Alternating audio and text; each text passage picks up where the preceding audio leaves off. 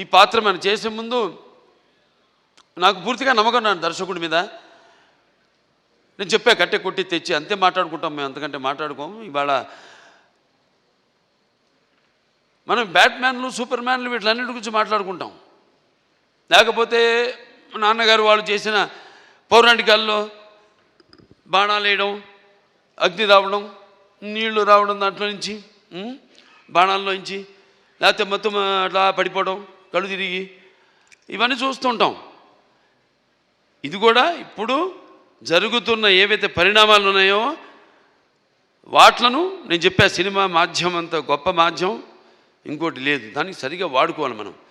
దాన్ని మనం ఇప్పుడు ఇవాళ మన వేదాల నుంచే దాన్ని బట్ట విశ్వనాథ శాస్త్రి గారు నానాడు జర్మన్స్ హిట్లర్ టైంలో ఆయన్ని కిడ్నాప్ చేసి తీసుకెళ్ళిపోయి మన వేదాలని తర్జుమా చేసి అధర్వణ వేదంలోని ఈ కంప్యూటర్స్ ఏవైతే ఉన్నాయో, లేకపోతే మిగతా ఈ అణు బాంబులు ఇవన్నీ కూడా కనిపెట్టింది ఆ వేదాల నుంచే.